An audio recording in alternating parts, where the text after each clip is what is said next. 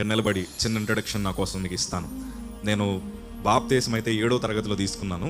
సేవకైతే 2014లోకి వచ్చాను. 2014 నేను పరిచర్లోకి రావడానికి ప్రభు కృప చూపించారు. ఇంక పరిచర్కి వచ్చిన తర్వాత నాకుండే సమస్తాన్ని విడిచిపెట్టి ప్రభు దగ్గరికి వచ్చాను. ఎందుకు రావాల్సి వచ్చిందంటే, దేవుడు పట్టుకుంటే బ్రతుకు బాగుంటుంది, దేవుడు విడిచిపెడితే మన అడ్రస్ మారిపోతుంది అన్నట్లు నా జీవితంలో ప్రభు విడిచిపెట్టిన తరుణాలు నాకు బాగా తెలుసు. దేవుడు నన్ను విడిచిపెట్టిన రోజులు ఉన్నాయి నా బ్రతుకులో. దేవుడు నన్ను విడిచిపెట్టిన తర్వాత మరణకరమైన రోగానికి నేను దిగజారిపోయాను. సో ఆ ఫోటో కూడా నేను పంపిస్తాను. సో ఇట్లాంటి పరిస్థితుల మధ్యన ప్రభువుని తెలుసుకున్న తర్వాత అప్పుడు సంపూర్ణ సేవలోకి వచ్చాను. నా జీవితంలో నేను చెప్తున్నాను, యేసు ప్రభులోకి వచ్చిన తర్వాత ఎన్నో నిద్రలేని రాత్రులు గడిపాను. మంచం మీద నేను ఒక్కడిని పడుకొని దుప్పడు ముసుకేసుకొని మూలుగుతూ ఏడ్చిన రోజులు ఎన్నో ఉన్నాయి. యవన ప్రాయంలో సమస్తాన్ని విడిచిపెట్టి ప్రభు సన్నిధికి వచ్చినప్పుడు ఒంటరి బ్రతికైపోయింది నా బ్రతుకు. ఒక్కడినే మిగిలిపోయినప్పుడు ఆ మంచం మీద పడి ఏడుస్తున్నప్పుడు మా అమ్మగారు నా మూలిగి విని అనేవారు, ఎరా ఏడుస్తున్నావు అంటే ఆ కన్నీళ్ళు తుడుచుకుని అనేవాడిని, ఏం ఏడవట్లేదా, మా మనసు ఎందుకో బాధ అనిపిస్తుంది అనేవాడిని. ఆ ఒంటరి తరుణాల మధ్య ఉన్నప్పుడు ప్రభుని ఒక ప్రశ్న అడిగాను, ఎందుకయ్యా నీ పరిచర్లోకి వచ్చాక ఇలా ఒంటరిగా వదిలేసావు? ఎందుకు ప్రభా నీ పరిచర్లోకి వచ్చిన తర్వాత నా బ్రతుకు ఎందుకు ఇట్లా అయిపోయిందయ్యా అని ఏడుస్తున్న ప్రతిసారి దేవుడు నన్ను ఒక మాట ద్వారా ధైర్యపరిచారు. ఏంటో తెలుసా? అయ్యా నువ్వు నా కోసం ఎదురు చూడు, అన్న నా వైపు మాత్రమే చూడు. ఎందుకో తెలుసా? ప్రభు వైపు చూస్తే ఆయన నూతన బలాన్ని ఇస్తాడు. అందుకే ఈ మాట మరొకసారి మీకు జ్ఞాపకం చేస్తాను, యెహోవా కొరకు ఎదురు చూచువారు నూతన బలం పొందుకుంటారు. వారి పక్షిరాజు వలె రెక్కలు చాపి పైకి ఎగురుదురు, అలయక పరిగెత్తుదురు, సొమ్మసిల్లక నడిచిపోవుదురు. దేవునికి స్తోత్రం కలుగును గాక. నా పేరు పి జోషి ప్రశాంత్ అండి. మాది కాకినాడ వాకలపూడి అనే గ్రామంలో ఎక్లీషియా బ్లెస్సింగ్ మినిస్ట్రీస్లో నేను 2014 నుంచి సేవలో ఉన్నాను. సేవలోకి రాకముందు నా బ్రతుకు వేరు, వచ్చిన తర్వాత నా జీవితం వేరు. నేను చాలా కలలు కన్నాను. ఎంత చక్కటి కలలు కన్నానంటే, ఎక్కడెక్కడో ఉండాలి, ఏదేదో చేయాలని ఆశపడిన వాడిని. సేవ అనే పదం కానీ, సేవ అనే ఆలోచన కానీ నా జీవితంలో ఎప్పుడూ లేదు. ఎందుకంటే నా బ్రతుకులో దేవునికి అసలు స్థానం లేదండి. ప్రభువుని అసలు నమ్మేవాడిని కాదు. నేను పుట్టక ముందు నుంచి మా మమ్మీ మా డాడీ సేవకులే. నేను పుట్టక ముందు నుంచి వారందరూ సేవలో ఉన్నారు. కానీ నా బ్రతుకులోకి వచ్చేసరికి ఎన్నెన్నో మార్పులు నా బ్రతుకులో జరిగాయి. ఆ మార్పులు ఎట్లాగో మీకు చెప్తాను. ఎందుకు నా జీవితం ఇలాగ మార్చబడింది, సేవకుడిగా అయిందంటే, నేను పుట్టక ముందు మా తల్లిదండ్రులు ప్రార్థన చేసుకున్నప్పుడు ఒక మంచి దైవజనరాలు వచ్చి మా అమ్మగారితో చెప్పిన మాట, అయ్యా నీకు దేవుడు ఒక మగబిడ్డనిస్తున్నాడు, చాలా మంచి సేవకుడిగా ప్రభు మీ అబ్బాయిని వాడుకుంటాడని చెప్పగానే సేవ అంటే అమితమైన ప్రేమ మా ఇంట్లో వాళ్ళకి. ప్రార్థన చేయడం ప్రారంభించారు. దేవుని మహాకృప, దేవుడు ద్వారాలు తెరిచాక దేవుడు నన్ను ఇవ్వడం జరిగింది. నాకు చిన్నప్పుడు పెట్టిన పేరే జోషి ప్రశాంత్. నా పేరులో ప్రశాంతం ఉంది, కానీ నా వల్ల మా కుటుంబానికి ప్రశాంతత లేదు. దేవునికి స్తోత్రం కలుగును గాక. నాకు మంచి పేరు పెట్టారు. నా తర్వాత 2 చెల్లెలు పుట్టారు. మేము కొంచెం వయసుకు వచ్చాక, అంటే అర్థం చేసుకునే పరిస్థితికి వచ్చాక, అమ్మ నాన్నను గుర్తుపట్టి మా అంతటా మేమే ఇది కావాలి అని అడిగే అంత వయసుకు వచ్చిన తర్వాత మాకు మంచి మాట బోధించారు. అదేంటంటే, ప్రభువుకి మిమ్మల్ని సమర్పించాం, దేవుడికి మిమ్మల్ని సమర్పించాం. మీరు ఎంత ఎదిగినా, ఎంత ఉన్నతమైన స్థాయి సంపాదించినా, యేసయ్య మిమ్మల్ని పిలిస్తే అవన్నీ విడిచిపెట్టేసి మీరు ఎక్కడికి రావాలంటే ప్రభు సేవలోకి రావాలని చెప్పారు. దేవునికి స్తోత్రం కలుగును గాక. ఈ మాట చిన్నప్పుడు బాగా అనిపించేది మనసుకి. అలాగే మమ్మీ వచ్చేస్తాం అనేవాళ్ళం. దేవుడు మమ్మల్ని మంచి తలాంతుల చేత నింపాడు. ఆ తలాంతి ఏంటంటే, నేను మా మ్యూజిక్ వాయించేవాడిని, మా చెల్లెలు నా వెనకాల నుండి పాటలు పాడేవారు. మా ఇంట్లో ఉండే అతిపెద్ద సమస్య ఏంటంటే, మా ఇంట్లో 2 పడవలు ఉన్నాయన్నమాట. పడవలంటే చేపల వాటికి వెళ్ళే పడవలు కాదు, కానీ ఆ 2 పడవలు ఏంటంటే, మా తల్లిగారి తరపు అందరూ ప్రభు సేవకులు, మా నాన్నగారి తరపులేమో ప్రజా సేవకులు. ఇప్పుడు అర్థమైందా? మా తల్లిగారి తరపులేమో ప్రభు సేవకులు, మా నాన్నగారి తరపు ప్రజా సేవకులు. వారిద్దరి మధ్యన పుట్టిన ఒకే ఒక అబ్బాయిని నేను. మా ఇంటి పేరుకి ఇప్పటికీ ఇంకా అబ్బాయిలు ఎవరు లేరు. మా బాబాయిలకు కానీ మా తరాలకు కానీ ఇంకెవరు లేరు, నేను ఒక్కడిని అబ్బాయిని. సో అందరి దృష్టి నా మీద ఉండేది. నేను ఎక్కడ చెడిపోతానా అని మా ఇంటి దగ్గర నుంచి మా మందిరానికి ఒక 3 కిలోమీటర్ల దూరం ఉంటుంది. అక్కడికి తీసుకొచ్చి మమ్మల్ని అక్కడే పెంచేవారు. మా ఇల్లు ఎట్లా ఉంటుందంటే, ఎప్పటికీ ఈ పక్క ఆ పక్క మా ఇంటి దగ్గర ఇల్లు ఏమి ఉండవు. ఈ మధ్యన ఓ రేకుల షెడ్ ఒకటి వచ్చింది పక్కన. మా పూర్వ దినాల్లో ఉన్నప్పుడు, మా చిన్నప్పుడు ఎట్లా ఉండేదంటే, మా ఇల్లు సముద్రం మధ్యన ఒకే ఒక పడవ ఉంటే ఎట్లా ఉంటుందో మా ఇల్లు అలా ఉండేది. చిన్న పాక మందిరం. మా మందిరం రాకముందు మా ఇంట్లో వారి సేవ పరిచయం ఎట్లా ఉండేదంటే, మాకు 3 సంఘ విశ్వాసులు ఉండేవారు. ఆ 3 సంఘ విశ్వాసులు ఆదివారం వారి ఇంటి గుమ్మాల దగ్గర ప్రభు ఆరాధన జరుగుతూ ఉండేది. ఆ పరిచర్య మెల్లిమెల్లిగా అట్లా ప్రభు దీవిస్తూ ఒక మంచి సంఘాలను ప్రభు మాకు దయచేశాడు. సో అట్లాగా చిన్నప్పుడు మేము ప్రభు సేవలో కొనసాగుతున్నప్పుడు మా ఇంట్లో వారికి ఉండే ఒకే ఒక ఆశ ఏంటంటే, నేను బాగా ఎదిగి అన్ని భాషలు నేర్చుకొని దేవుని పరిచర్యలో ఒక బలమైన సాధనంగా ఎదగాలని మా ఇంట్లో వారి కోరిక. హల్లెలూయా. సో మా స్తోమతకి మించిన స్కూల్లో నన్ను వేశారు. అంటే మా ఫీజులు కట్టాలంటే మా అమ్మ నాన్న పస్తులు ఉండాలి. మేము 3 కడుపు నిండా భోజనం చేయాలంటే మా ఇంట్లో వారు పస్తులు ఉండాలి. ఎన్నో అవమానాల మధ్యన పెరిగాం మేము. ప్రభువుని నమ్ముకున్నామని మా ఇంట్లో వారు చాలామంది బంధువులు చుట్టుపక్కల వారు మమ్మల్ని వెలివేసిన పరిస్థితి. చిన్నప్పుడు మేము బియ్యం కోసం రేషన్ షాప్కి వెళ్ళినా, ఎక్కడన్నా నిలబడినా చుట్టూ కొంతమంది మూగేసి చిన్నపిల్లలను కూడా మమ్మల్ని చూడకుండా ఒక మాట అనేవారు, అరే ఇదిగోరా హలులి వాళ్ళు వచ్చారు, ఇదిగో అడుక్కునేవారు వచ్చారు, ఇదిగో అని మమ్మల్ని ఎగతాళి చేసేవారు. ఇంకో మాట అనేవారు, మీ మమ్మీ డాడీ ఇంటింటికి పోయి అడుక్కు తింటున్నారు కదరా, మీకు బియ్యానికి ఏం తక్కువ వచ్చాయి, కూరగాయలకి ఏం తక్కువ వచ్చాయని అందరి మధ్యన మమ్మల్ని ఎగతాళి చేసిన పరిస్థితులు మాకు బాగా జ్ఞాపకం. ఈ పరిస్థితుల మధ్యన ఎన్నోసార్లు మేము నడిచాం. మా బ్రతుకులు ఎట్లా ఉండేది తెలుసా? అయ్యా, ఏ వర్షం వచ్చినా ఏ తుఫాన్ వచ్చినా మాది ఒక చిన్న పాక లాంటి ఇల్లు అనమాట, ఒక సందు లాంటి ఇల్లు, మాది చిన్న సందులో ఉండేవాళ్ళం. ఆ పైకప్పులు ఎగిరిపోతూ ఉంటే ఆ నీళ్లు మా మధ్యన పడిపోతూ ఉన్నప్పుడు మా అమ్మగారు తడిచిపోతూ మా ముగ్గురిని ఒళ్ళో పడుకోబెట్టుకొని ప్రభు పాటలు పాడుతూ పెంచిన పరిస్థితులు మాకు ఇంకా జ్ఞాపకం. ఇసుక నేలలో ప్రార్థన చేశాం, ఇసుక నేల మధ్యన బ్రతికాం, పురుగుల మధ్యన మేము బ్రతికాం. ఈ పరిస్థితులన్నీ జ్ఞాపకం చేసుకున్నప్పుడు చిన్నప్పుడు మాకు అనిపించేది, యేసయ్యా నువ్వు నిజంగా దేవుడు అని చెప్తున్నారయ్యా, నిన్ను ప్రకటిస్తున్న మా బ్రతికి ఏంటో ఎట్లా ఉంది, నిన్ను ప్రకటిస్తున్న మా జీవితాలు ఏంటో ఎట్లా ఉన్నాయి, నిన్ను తిడుతున్న వారందరూ బాగానే ఉన్నారు కదా ప్రభువా, నిన్ను దూషిస్తున్న వారేమో కార్లు కొనుక్కుంటున్నారే, నిన్ను దూషిస్తున్న వారు బిల్డింగ్లు కట్టుకుంటున్నారే, మేము బైబిల్ పట్టుకుని ప్రకటిస్తున్న మేమెందుకయ్యా ఇట్లా ఉన్నామని ఏడ్చిన రోజులు మా బ్రతుకులు ఎన్నో ఉన్నాయ్యా. స్కూల్కి పోతే మా స్కూల్లో నాతో ఎవరూ మాట్లాడేవారు కాదు, ఎందుకంటే మా స్కూల్లో ఉండే వారందరూ డబ్బున్న వాళ్ళే. వారందరి మధ్యన నేను చాలా ఒంటరిగా బ్రతికేవాడిని, ఎవరు ప్రేమించేవారు కాదు. మా స్నేహితులు పక్కన కూర్చోడానికి వెళ్తే ఏదో ఒక పురుగును చూసినట్లు చూసేవారు. వారు భోజనాలు చేస్తుంటే మాకు సరిగ్గా క్యారేజీలు కూడా వచ్చేవి కాదు. అక్కడ కూర్చున్నప్పుడు అనిపిస్తూ ఉండేది, కనీసం ఒక ముద్దైన ఇట్లా కలిపి మా చేతిలో పడతారేమో అనిపించేది. ఈ సమస్యల మధ్యన బ్రతుకుతున్నా మీకు మాట చెప్తానయ్యా, మనస్సు మా చిన్న వయసులో ఎట్లా అయిపోయిందో తెలుసా? అసలు మా బ్రతుకులు ఎందుకు ఇలా అయిపోయాయి? యేసు ప్రభు నమ్ముకున్నందుక మా జీవితాలు ఎలా ఉన్నాయి, యేసు ప్రభు నమ్ముకున్నందుక మా బ్రతుకులు ఎట్లా ఉన్నాయని ఏడ్చిన రోజులు ఎన్నో ఉన్నాయి. కానీ మీకు మాట చెప్తానయ్యా, ప్రభుని ఇదే అడిగాను, అసలు ఏంటయ్యా మా జీవితాలని. అప్పుడు దేవుడు నాతో మాట్లాడిన మాట ఏంటో తెలుసా? అయ్యా, తగిన కాలమందు ఫలమిచ్చు చెట్టు వలె ప్రభు మనల్ని చేస్తాడు. దేవునికి స్తోత్రం కలుగును గాక. హల్లెలూయా. చాలా మంది నా చుట్టూ ఉండేవారు నాకు బోధించిందంతా ఒకటే, యేసు ప్రభు దేవుడు కాదు, మీరు మీ మమ్మీ డాడీ ప్రకటిస్తున్న ఆయన అసలు దేవుడే కాదు. ఎంత వెటకారంగా ప్రభుని దూషించేవారంటే, ఆయన ఎక్కడో రక్తం గారిస్తే నీ బ్రతుకు ఎట్లా మారుతుంది, ఆయన ఎక్కడో రక్తం గారిస్తే నీ జీవితంలో స్వస్థత ఎలా వస్తుంది, ఆయన ఎక్కడో రక్తం గారిస్తే ఆయన ఎక్కడో బ్రతికేయడమో ఎవడికి తెలిసి ఎవడు చూశాడు అని యేసు ప్రభు మీద రకరకాల ప్రశ్నలు వేస్తుంటే చిన్న వయసు కలిగిన మాకు ఎట్లా సమాధానం చెప్పాలో తెలియక అలా మౌనంగా ఉండిపోయి ఒక్కొక్కసారి అనిపించేది, నిజంగా యేసే దేవుడు కాదేమో, నిజంగా యేసు ప్రభు లేడేమో అనిపించేది. అంత బాగా చెప్పేవారు మాకు. అప్పుడు మా తలంపులు ఎట్లా ఉండేవంటే మారిపోతూ ఉండేవి. కానీ ప్రభు మహాకృప మంచిగా మా ఇంట్లో వారు సభలు పెట్టడం ప్రారంభించారు. ఆ సభలు పెడుతున్నప్పుడు దేవుడు మాతో మాట్లాడి, నా 7వ తరగతిలో దేవుడు నన్ను దర్శించి, ఆ రోజు ఒక పాస్టర్ గారు జోషువా పట్టాభి గారని ఆ సేవకులు వాక్యం చెప్తుంటే ఆయన ఈ మాట అడిగాడు, అదేంటి తెలుసా? ఈ రాత్రే నువ్వు రక్షణ లేకుండా చనిపోతే అగ్ని ఆరదు, పురుగు చావదు, ఆ స్థలానికి వెళ్ళిపోతాం అన్నారు. భయం అనిపించింది. చిన్నపిల్లలు మాకు చాలా భయం అండి, ఎందుకంటే మా చుట్టూ ఎవరు ఉండేవారు కాదు. ఆ భయం మేరకు మేమందరం కూర్చొని, నాతో పాటు ఇంకో 3 సండే స్కూల్ పిల్లలు, మేమందరం కూర్చొని నిర్ణయం తీసుకున్నాం, అయ్యా మనం బాప్తిసం పొందాలి. ఆ వేళ రాత్రి మేము నిర్ణయం తీసుకొని ఉదయాన్నే బాప్తిసం తీసుకున్నాం. దేవునికి స్తోత్రం కలుగును గాక. రక్షణ పొందిన తర్వాత, ఇక్కడ రక్షణ పొందిన వాళ్ళు ఉంటారు కదా, ఒక అన్నగా మీకు సలహా ఇస్తానే, రక్షణ పొందిన మనల్ని దేవుడు ఎంతైతే బలంగా వాడుకోవాలని ఇష్టపడతాడో అంతే బలంగా మన పతనాన్ని సాతాను కోరుకుంటాడు. అది కూడా జ్ఞాపకం చేసుకోండి. నాకుండే బలహీనత ఏంటో తెలుసా? నాకు ఏ చెడు వ్యసనం లేదండి. నాకుండే బలహీనత అంతా ఒకటే, నన్ను ఎవరన్నా ప్రేమిస్తే చాలు. లోక ప్రేమ కాదండి. నా పక్కన కూర్చొని నా స్నేహితులు నా భుజం మీద చేసి, నువ్వు కూడా మా స్నేహితుడు వేరా అని అంటే చాలు. నాకు ఉండే బలహీనత ఏంటి తెలుసా? మా బంధువులు వారి ఫంక్షన్లు పెట్టుకున్నప్పుడు నన్ను కూడా పిలిచి, నేను కూడా వారి బంధువునే, క్రైస్తవునంత మాత్రాన నేనేమి శపించబడిన వాడిని కాదు, నేను మనిషినే అని నన్ను గుర్తించి నన్ను పక్కన కూర్చోబెట్టి భోజనం పడితే చాలు అనిపించేది. ఒక ప్రేమ కోరుకున్న వాడిని. కానీ మీకు మాట చెప్తాను, మా ఊర్లో ఈ మాట అంటారు, ఎంత పెద్ద చేప అయినా చిన్న గేలానికి పడిపోద్దట, అంతేనా, చిన్న ఎరక పడిపోద్ది అన్నట్లు నాకుండే ఎరాది ఎవరన్నా ప్రేమిస్తే బాగుండు. నా 7వ తరగతిలో ఒకరోజు మా టీచర్ గారు మా స్కూల్కి రాలేదు.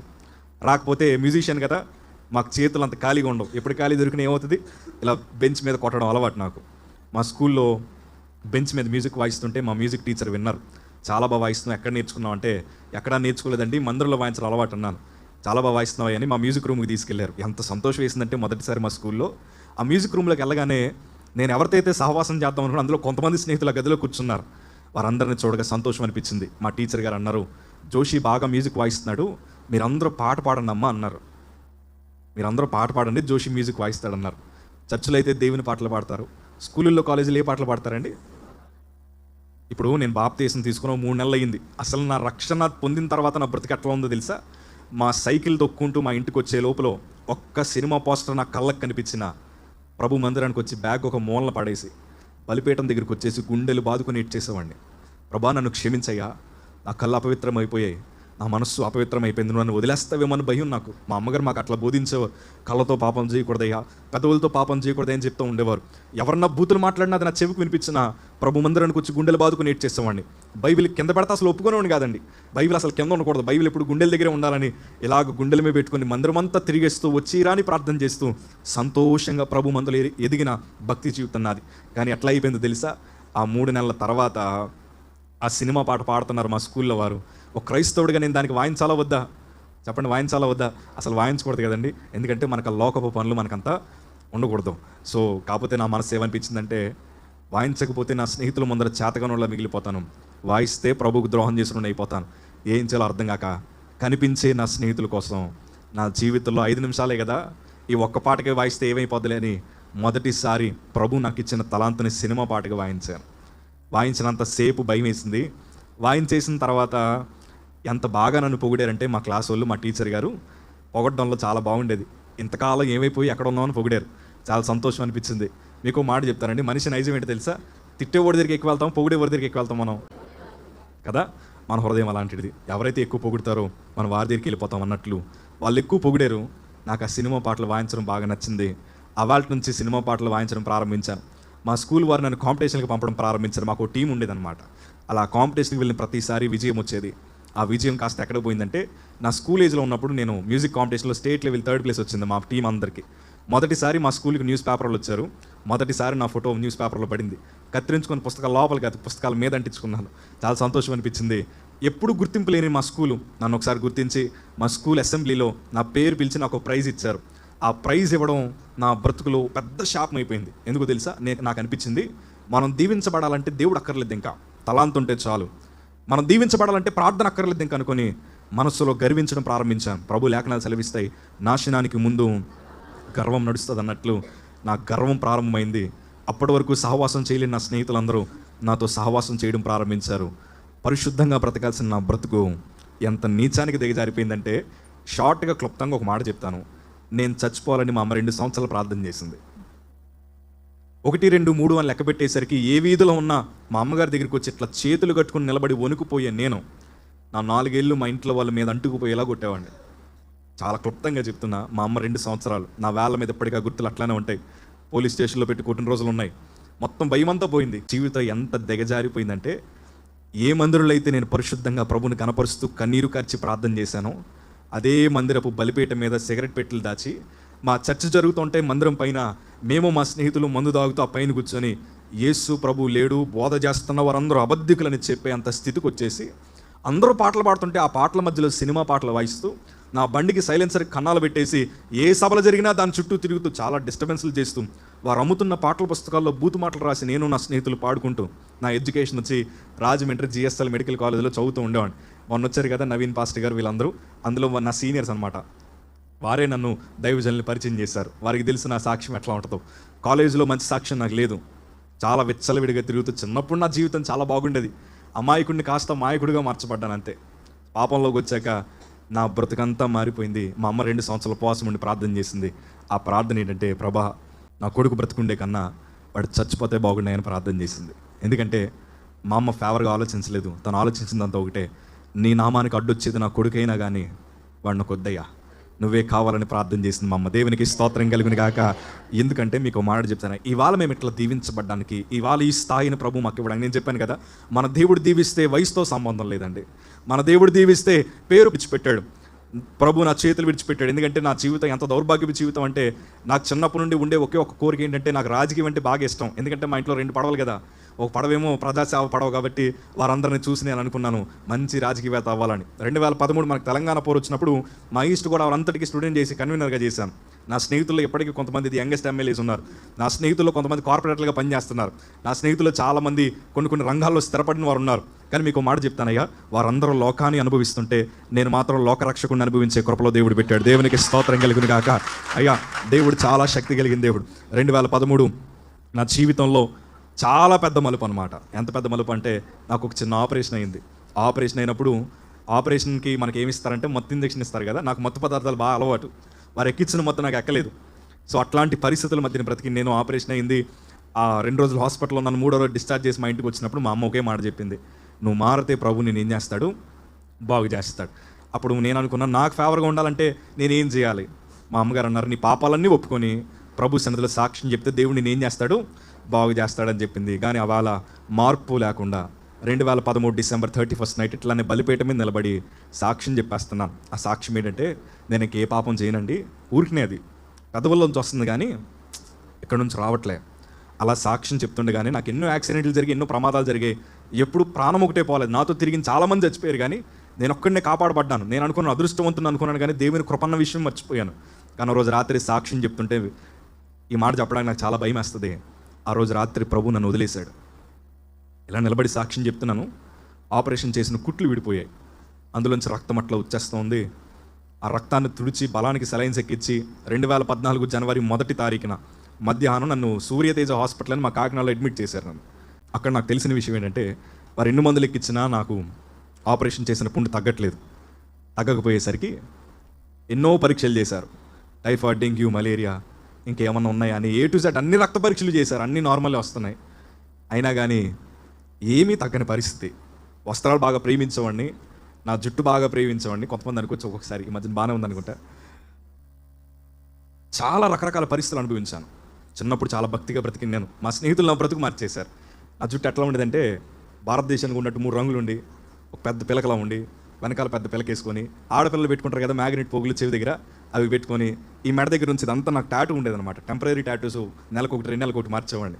అట్లా ఉండే నా బ్రతుకు. మంచిగా అసలు షర్ట్కి బటన్స్ పెట్టేవాడిని కాదు, మొత్తం వెనకాలకి వేసుకొని అలా తిరిగే నేను హాస్పిటల్ మంచం మీద పడ్డాక నా బ్రతికి ఏమైపోయింది తెలుసా? నా ఒంటి మీద ఉండే వస్త్రాలు మొయ్యలేకపోయాను. ఆ స్థితికి దిగజారిపోతే మా అమ్మగారు ప్రభు మందిరానికి పోయి ప్రార్థన చేశారు. ప్రభా, ఎందుకు నా కొడుకు అట్లా అయిపోతున్నాడు, వాడికి ఏమైంది ప్రభా అని మా అమ్మగారు ప్రార్థన చేస్తే, అప్పుడు దేవుడు ఒక పరీక్ష చేయమని చూపిస్తే ఆ పరీక్ష చేశారు. ఆ పరీక్ష చేసినప్పుడు నాకు మొత్తం ఎక్కదు కదా, ఇక్కడ ఇట్లా నా టీ షర్ట్ ఓపెన్ చేసి ఇలా క్రీమ్ లాంటితో రాసి ఒక బలమైన సూది తీసుకొచ్చి నా గుండెల దగ్గర పొడిచి, ఇక్కడ ఎముకల మధ్యలోకి ఆ సూది పొడిచి మన ఎముకల మధ్య నుండే మూలుగు బయటికి లాగారు. నాకు తెలిసి నా బ్రతుకులు ఎప్పుడు అనుభవించలేనంత బాధ వాళ్ళు అనుభవించాను. అప్పుడు తీసాక నాకు తెలిసింది ఏంటంటే, I was diagnosed with acute myeloid leukaemia blood cancer. నేను 2014లో నాకు AML క్యాన్సర్ ఉందని తెలిసింది. తెలియగానే అందరూ చేతులు ఎత్తేశారు, కానీ మా అమ్మ మాత్రం ప్రభు వైపు చేతులు ఎత్తింది. దేవునికి స్తోత్రం కలుగును గాక. మీకు మాట చెప్తానయ్యా, నా క్యాన్సర్ అని తెలియడానికి చాలా రోజులు పట్టింది. ఇవాళ ఇదే చేతులతో మైక్ పట్టుకుంటున్నాను, కానీ ఒకప్పుడు ఇదే చేతులతో నేను చచ్చిపోతే ఎవరికి సంబంధం లేదని సంతకం పెట్టిన చేతులు ఇవి. ఇదే చేతులతో జూనియర్ డాక్టర్లు నా శరీరం మీద ప్రయోగం చేసుకోవడానికి నా శరీరాన్ని ఇచ్చేసిన బ్రతుకున్నది. విశ్వాసం కోసం ఎందుకంత బలంగా చెప్తున్నానంటే, విశ్వాసం ఉంటే ఎవరి బ్రతుకునైనా మార్చగలిగిన శక్తి కలిగిన దేవుడు మన దేవుడు. హల్లెలూయా, హల్లెలూయా. ఎందుకంటే నా బ్రతుకులో చాలా చూశానండి, చాలా అనుభవించాను. ఇవాళ నేను చెప్పగలను, అదేంటి తెలుసా? విశ్వాసము లేకుండా దేవునికి ఇష్టడుగా ఉండుట అసాధ్యం. బాగు చేయి ప్రభు అని అడగడానికి నా దగ్గర ఏ యోగ్యత లేదు. అడగడానికి నా ముఖము, నా మాట సరిపోదని ప్రభు ముందర తలదించుకొని మొహమాటంతో ప్రభుని అడిగిన మాట ఏంటో తెలుసా? అయ్యా, నన్ను బ్రతికించమని అడగడానికి నా దగ్గర ఏ అర్హత లేదు. ఏ ముఖం పెట్టుకొని అడగాలయ్యా నన్ను బ్రతికించమని? కానీ ఒక్క చిన్న మాట అడుగుతాను, నీకు ఇష్టమైతే నన్ను బ్రతికిస్తావా? ఎన్నాళ్ళు పాపం చేయడానికి ధైర్యంగా తిరిగాను. ఒకవేళ నువ్వు నాకు అవకాశం ఇస్తే చచ్చేదాకా నీ కోసం బ్రతుకుతాను. ఒకవేళ అవకాశం ఇవ్వకపోతే తండ్రి, నా పాపాలన్నీ క్షమించి నీ రాజ్యానికి చేర్చుకోయా అని ప్రార్థన చేశాను. రోజుకి 40-50 రక్తపు వాంతులు. నా వయసు 21కి వచ్చేసరికి నా బరువు 23 కేజీలు. ఎక్స్రేలు అక్కర్లేదు, నా ఒంటి మీద వేలుతో లెక్క పెట్టుకునే పరిస్థితులు. అందరూ చేతులు ఎత్తేశారు. అందరూ అన్నారు, చివరి చూపుకు చూసుకోవడానికి వచ్చేయండి అన్నారు. నా చుట్టూ అన్ని ద్వారాలు మూయబడ్డాయి. ఇదంతా మీకు ఎందుకు చెప్తున్నానంటే, ఇవాళ మీ జీవితంలో కూడా ఎవరో లేరని మీరు అనుకుంటున్నారేమో, ఎవరో సాయం చేయట్లేదని మీరు అనుకుంటున్నారేమో, అన్ని ద్వారాలు మూయబడ్డాయని మీరు అనుకుంటున్నారేమో. కానీ మీకు మాట చెప్తాను, విశ్వాసంగా బ్రతికే వారికి అన్ని ద్వారాలు మూయబడినప్పుడే అసలైన ద్వారమైన దేవుని ద్వారం తెరవబడుతుంది. దేవునికి స్తోత్రం కలుగును గాక. హల్లెలూయా. మేము దేవుని వైపు చేతులు జాపం. మీకు మాట చెప్తాను, ఒంటరిగా మిగిలిపోయాం. I was alone for 7 years. 7 సంవత్సరాలు జోషి అంటే ఎవరికీ తెలియదు. ఒంటరిగా మిగిలిపోయింది. చెప్పాను కదా, హాస్పిటల్ నుంచి బయటకు వచ్చాక ప్రభువుకి నా జీవితం ఇచ్చిన తర్వాత అందరూ నన్ను వదిలేశారు. దుప్పట్లో ముసుగేసుకొని ఎంత ఏడ్చని తెలుసా, ఏంటయ్యా నా బ్రతికి ఎట్లా అయిపోయిందని. కానీ వాళ్ళు నేను ధైర్యంగా చెప్పగలను, విశ్వాసం ఉంటే చాలు. శ్రమ వెనకాల మేలు దాచిన ఏకైక గొప్ప దేవుడు మనం ప్రకటిస్తున్న నజరేయుడైన యేసు. హల్లెలూయా, హల్లెలూయా. ఇవాళ నేనంటాను, విశ్వాసము ద్వారా అగ్ని బాణములను చల్లార్చగలం. ఒకప్పుడు క్యాన్సర్ డయాగ్నోస్ అయిన నేను ధైర్యంగా చెప్పగలను, విశ్వాసం ద్వారా ఈ మాట చెప్పగలను, క్యాన్సర్ కూడా దేవుడే ఆన్సర్. ఎవరండి? క్యాన్సర్ కూడా ఆయనే ఆన్సర్. ఇవాళ నేను అంటాను, మీ సమస్యలకు కూడా ఆయన ఆన్సర్. కానీ ఒకటి చెప్తాను, ఆవగింజంత విశ్వాసం ఉంటే చాలు. వీళ్ళందరూ రాజ్యాలు జయించారు పెద్ద పెద్ద ఖడ్గాలతో కాదు, ఆవగింజంత విశ్వాసం. అబ్రహాము కొండ ఎక్కింది ఆవగింజంత విశ్వాసంతో. నా రక్తపు వాంతులను ఆపాడు. అప్పుడు నాకు అర్థమైంది ఏంటంటే, ఆయన మనల్ని పోషించాలనుకుంటే ఎలాగైనా పోషించగలిగిన దేవుడు. ఈరోజు సమృద్ధితో దేవుడు మమ్మల్ని నింపాడు. అదే సమృద్ధి మీ అందరికీ నా ప్రభు దయచేయబోతున్నారు. God bless you.